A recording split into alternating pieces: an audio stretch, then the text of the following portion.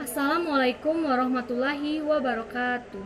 Selamat pagi anak-anak, bagaimana kabarnya hari ini? Alhamdulillah baik semua ya. Baiklah, sebelum kita melaksanakan pembelajaran pada pagi hari ini, ada baiknya kita berdoa terlebih dahulu. Kepada ketua kelas, silakan memimpin doa. Berdoa dimulai. Berdoa selesai. Baiklah, Ibu akan absen terlebih dahulu. Siapa yang tidak hadir? Nita, Indah, Caca, Tria. Hadir semua ya. Pada hari ini, Ibu akan menyampaikan materi tentang ciri-ciri makhluk hidup. Ibu harap anak-anak dapat memperhatikan serta memahami materi yang Ibu berikan pada hari ini. Dan pada akhir pembelajaran nanti, Ibu akan memberikan pertanyaan. Siapa yang dapat menjawab akan diberikan nilai plus. Dan anak-anak Ibu harus tetap semangat dalam memahami materi pada hari ini. Nah, itulah tadi. Sebelum itu, Ibu mohon agar anak-anak dapat membersihkan terlebih dahulu sampah-sampah yang ada di bawah-bawah meja dan merapikan pakaiannya.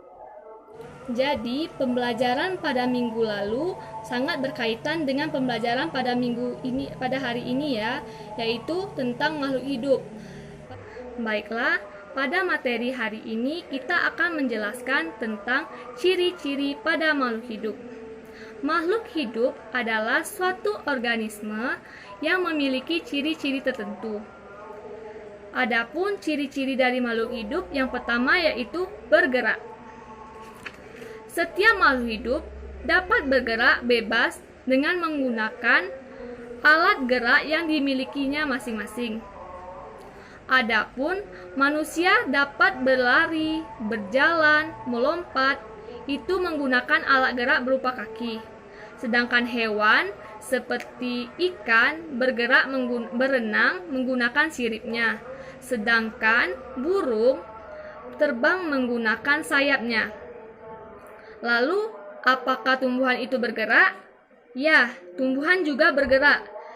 Sepertinya manusia dan hewan. Contohnya, seperti setangkai bunga mawar yang awalnya kuncup dapat bermekar indah, itu yang dinamakan gerak yang ada pada tumbuhan. Ciri yang kedua yaitu bernapas.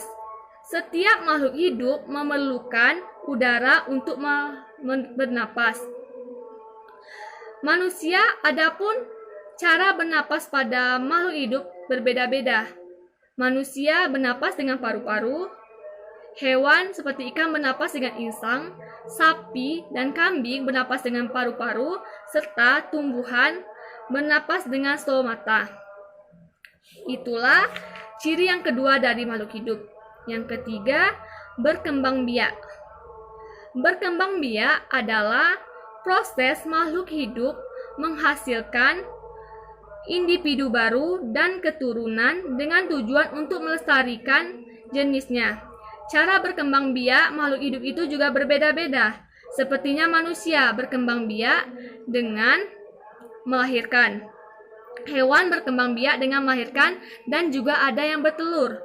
Sedangkan tumbuhan berkembang biak dengan dua cara, yaitu alami dan buatan.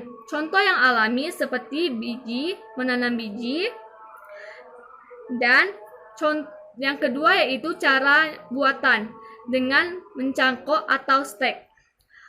Itulah ciri yang ketiga dari makhluk hidup. Keempat, cirinya yaitu tumbuh. Tumbuh adalah bertambahnya ukuran baik tinggi maupun beratnya.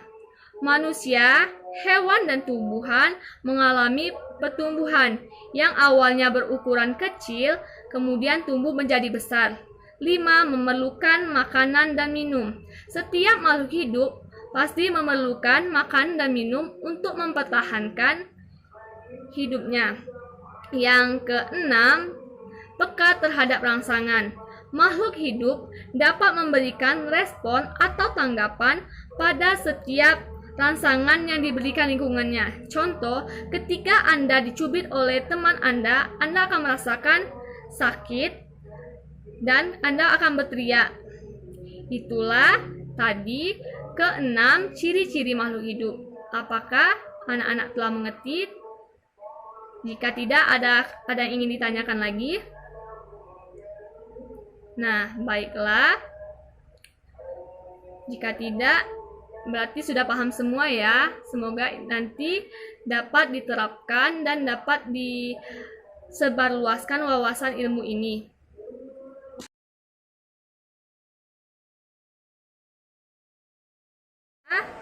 Dari pembelajaran kita hari ini, dapat Ibu simpulkan bahwa makhluk hidup adalah suatu organisme yang memiliki ciri-ciri tertentu. Makhluk hidup itu digolongkan menjadi 3. Yang pertama, manusia, hewan, dan tumbuhan. Adapun ciri-ciri dari makhluk hidup itu sendiri ada 6. Yang pertama, bergerak, bernapas, berkembang biak, memerlukan makanan dan minum, tumbuh, dan terlahir peka terhadap rangsangan. Baiklah, apakah anak-anak sudah mengerti? Dan jika ada pertanyaan, silakan untuk bertanya. Yang belum paham boleh untuk bertanya ya. Nah, berarti anak-anak Ibu sudah paham semua. Jadi, inilah yang dapat kita pelajari pada pertemuan pagi hari ini. Dan semoga ilmu yang kita dapatkan hari ini bermanfaat. Untuk pertemuan selanjutnya, pada hari ini Ibu akan memberikan tugas. Dan tugas ini harus dikumpulkan pada minggu yang akan datang ya. Ini memastikan bahwa kita semua anak-anak Ibu dapat memahami materi pada hari ini. Baiklah, Ibu akhiri. Wabillahi taufiq wa hidayah. Wassalamualaikum warahmatullahi wabarakatuh.